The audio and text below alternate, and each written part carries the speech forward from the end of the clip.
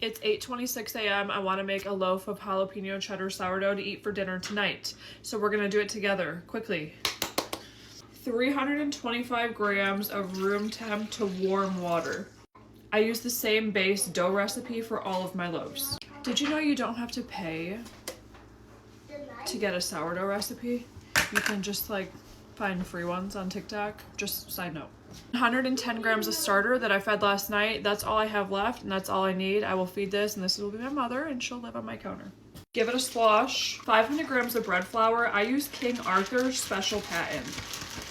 It's essentially the bulk blue bag. And I get it at a Mennonite store. If you have like an Amish store or a Mennonite store or a restaurant depot or something like that near you, that's where you can buy it. 10 grams of salt. I'm taking my cheese and my jalapenos out of the fridge at this point so it can start warming up. We don't want ice cold inclusions going into our warmish dough. Stir this for about a minute with my whisk. It's 8:31 and I'm gonna stir for another couple minutes with my hand. Also, this whisk is by the brand Wilton Cakes. They don't make it anymore, but if you want them to make it, tag them in the comments and hopefully the right person will see it. It's 8:33 and I am done mixing because my dough has started to mind its own business. And this is what I mean when I say mind its own business. It wants to be one with itself.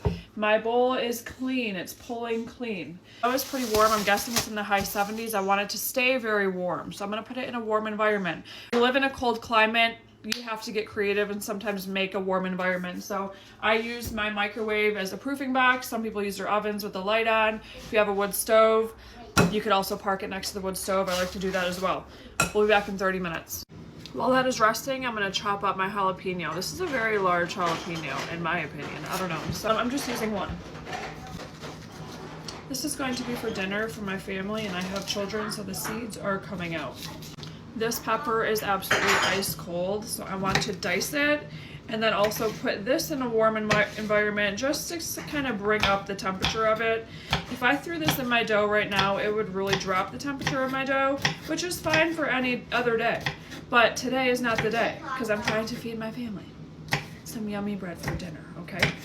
So I like to just dice mine up like that. Cut your jalapeno however you want. You guys ready to eat? No. All right. Take my cheese out of the bag as well and kind of spread it out because that is also ice cold. I like to use shredded cheese. I do not like using cubed. Again, do it how you want.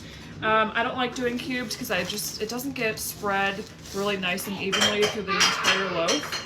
And this is what I prefer. So don't debate me. I don't really care if you cube your cheese, okay? I still love you. All right, this is going in a warm environment. We'll be back in about 25 minutes. Also, it is 8:38.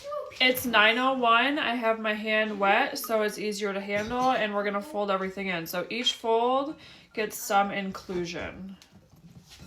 Every time.